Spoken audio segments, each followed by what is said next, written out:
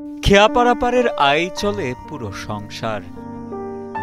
স্ত্রী, সন্তান ও প্রতিবন্ধী ভাইসহ ৭ সদস্যের পুরো পরিবারের ভরসা হতদরিদ্র আজিজুল মাঝি।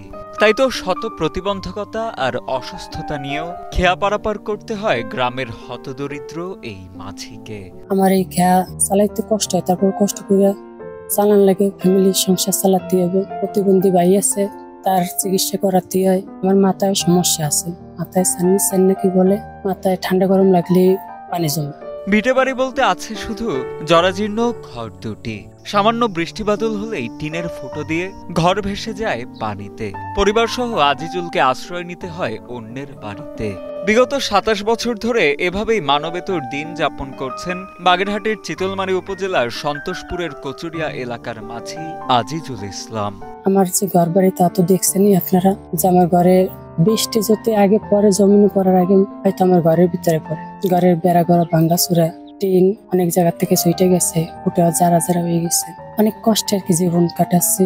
অভাবের তাড়নায় ছোটবেলাতেই বৈঠা হাতে নিয়ে খেয়া পারাপার করে যৎসামান্য যা আয় হয় তা দিয়েই কোনো মতে ডাল ভাত খেয়ে চলে সংসার। আজিজুল মাঝি জানান, অর্থাভাবে চিকিৎসা করাতে না পেরে হারিয়েছেন মাকেও। ঘরে আছে প্রতিবন্ধী ছোট ভাই, এমনকি এখন তিনি নিজেও ভুগছেন শারীরিক জটিলতায়। স্বামীর এই করুণাবস্থায় তাকে সাহায্যের জন্য ঘরে বসে সেলাই কাজ করেন আজিজুলের স্ত্রী। আমি নদীতে খাওয়া চালাই।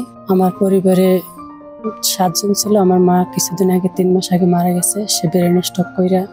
আমার প্রতিবন্ধী একটা ভাই আছে, আর আমার ৩টে বাচ্চা, আর আমরা স্বামী স্ত্রী ২ জন। আমার স্বামী খেওয়া চালায়, দৈনিক ২00-৩০০ টাকা ইনকাম করে, আমার কাছে দেয়। এটা দিয়ে সংসার চলে মোটামুটি। আমিও সাইড পাশাপাশি আমিও সেলাই মেশিন চালাই, টুকটাক কাজকর্ম করি। সংসার চালাইতে খুব কষ্ট হয়ে যায় আর কি। আমার স্বামী খুব অসুস্থ, যদি তার ডাক্তার দেখাইতে চায় তাইলে আমার আর সংসার চলে না। এলাকাবাসী জানান, অর্থাভাবে মানবেতর দিন যাপন করতে হচ্ছে অসহায় পরিবারটিকে।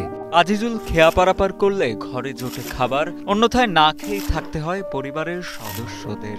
এলাকার অনেকে মাঝে মাঝে নিজেদের সাধ্যমতো সাহায্য সহযোগিতা করলেও প্রয়োজনের তুলনায় তা অপ্রতুল।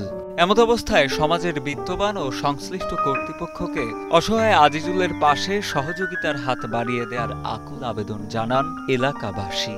হ্যাঁ, বাইতে পারলে খাইতে পারে, বাইতে না পারলে কোনো ইনকাম নাই, খুব অসহায়। দীর্ঘদিনদেরকে এই অসহায়, কারণ এর কোনো সাহায্য হয় না। ঘর বাড়ি সবকিছু ভাঙাচুরা, বৃষ্টি আসলে বাড়ি থেকে বাইরে যাওয়া লাগে, কোথাও বসত করতে পারে না। তাই আমি সরকারের কাছে বিশেষভাবে অনুরোধ করব, যাতে এই ছেলেটা বাঁচতে পারে তার জন্য একটু নজর দেওয়া দরকার।